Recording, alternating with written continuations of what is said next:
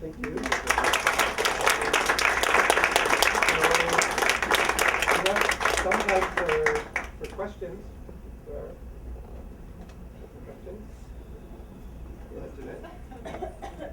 With the champs thing, why was there the semen reference? Like, who created that and why?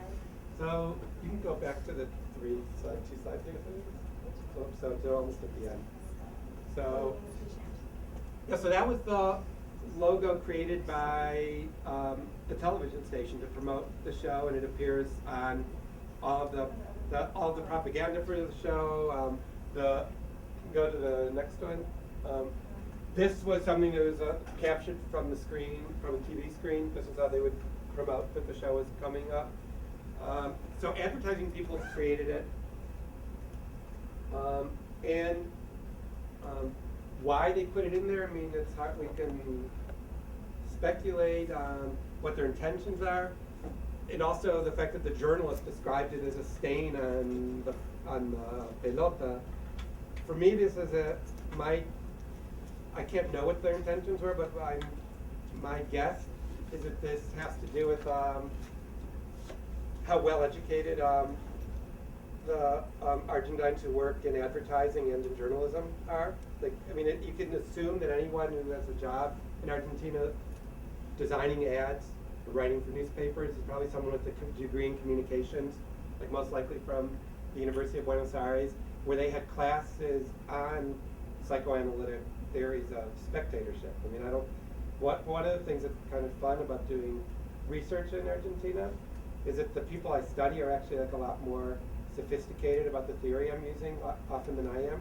Like, the theory isn't something I have to impose on them, because it's often something, when I ask them what it means, they'll say, oh, haven't you read Lacan? I mean, like, I remember when I first was studying in a tango club in Buenos Aires, and I asked this woman about the role about the dance and tango and what her role is as like a woman who follows. She says, are you trying to ask me about gender relations and other representative? So I think that this is an example.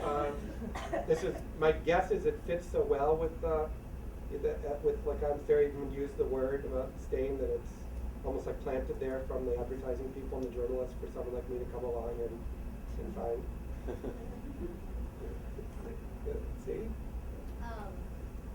So for soccer players that don't have any relations with those parents, how does that affect their popularity with fan base?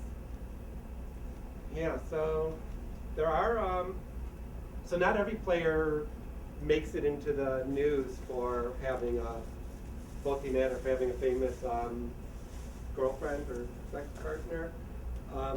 And Sadie asked if there's how does this affect like how their popularity with fans.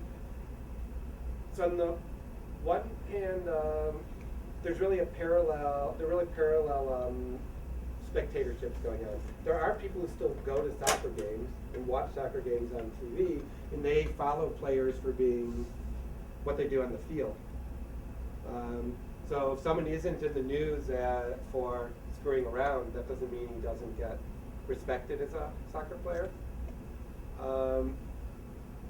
But on then the other end, there's the spectatorship about the botineras, and for them, what makes them famous isn't just that they've had sex with a player, but only if they've had sex with a really famous player.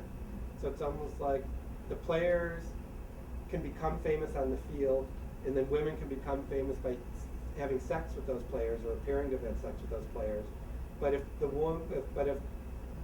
no women have sex with a player who's already famous, that doesn't detract from his fame. It's more like they're piggybacking on his fame rather than the other way around. Like, the guys really literally kind of disappear from the picture. Like, they got mentioned the first time a botinera hits the newsstand. It'll mention that it's like Gago's new girlfriend or like someone else's new girlfriend. But after that, it's all the attention's on the botinera, not on the player that she